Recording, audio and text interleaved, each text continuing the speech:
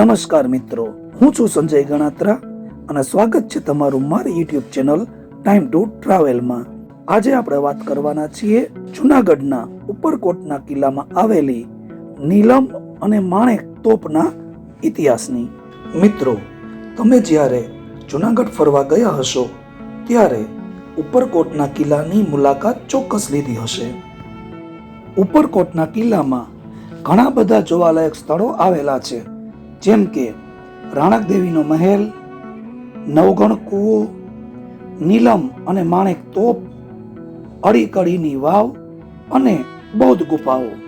પરંતુ પ્રવાસીઓમાં સૌથી વધુ આકર્ષણનું કોઈ કેન્દ્ર હોય તો તે છે નીલમ અને માણેક તોપ. મિત્રો, આજે આપણે વાત કરીશું નીલમ અને માણેક તોપના ઇતિહાસની.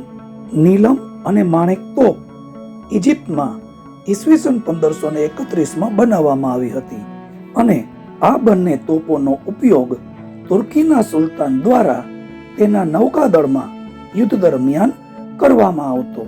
16મી સદીની શરૂઆતના વર્ષોમાં ગુજરાતમાં બહાદુર શાહ નામના સુલતાનનું શાસન હતું. આ સમયે પોર્ટુગલ દેશની પોર્ટુગીઝ પ્રજા ગુજરાતના દીવ બંદરે વેપાર કરવા માટે આવી હતી. તેઓએ વેપારની સાથે સાથે દીવ બંદર ઉપર કબજો જમાવવાનું શરૂ કર્યું. પોર્ટુગીઝ લોકોને દીવ બંદરેથી હાંકી કાઢવા માટે ગુજરાતના સુલતાન બહાદુર શાહે પોર્ટુગીઝો સામે યુદ્ધ જાહેર કર્યું. ઈસવીસન 1538માં થયેલા આ યુદ્ધમાં તેણે તુર્કીના સુલતાનની મદદ માંગી. તુર્કીના સુલતાને પોતાનું નૌકાદળ સુલતાન બહાદુર શાહની મદદ માટે મોકલ્યું, જેમાં નીલમ અને માણેક બંને તોપો સામેલ હતી.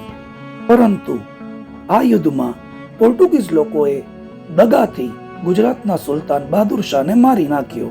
ગુજરાતના સુલતાનની યુદ્ધમાં હાર થતા પોતાની સાથે લાવેલી નીલમ અને માણેક તોપને દીવમાં જ મૂકીને તુર્કીનું સૈન્ય પોતાના દેશ પાછું ફર્યું. આ યુદ્ધ બાદ વર્ષો સુધી આ બંને તોપોને દીવના જ કિલ્લામાં રાખવામાં આવી હતી. પરંતુ ત્યારબાદ જૂનાગઢના બાદશાહ દ્વારા આ તોપને દીવથી જૂનાગઢ લાવવામાં આવી હતી, જેને આજે પણ આપણે ઉપરકોટના કિલ્લામાં જોઈ શકીએ છીએ. મિત્રો, તો આ હતો ઉપરકોટના કિલ્લામાં આવેલી નીલમ અને માણેક તોપનો ઇતિહાસ. આ વિડીયોમાં આપવામાં આવેલી માહિતી તમને કેવી લાગી તે કોમેન્ટ કરીને ચોક્કસ જણાવજો. જો તમને વિડીયો સારો લાગ્યો હોય તો લાઈક કરજો અને ચેનલ પર નવા હો તો અમારી ચેનલ ટાઈમ ટુ ટ્રાવેલને સબસ્ક્રાઇબ કરજો. ફરી મળીશું નવા વિડીયો સાથે. ત્યાં સુધી ગુડ બાય.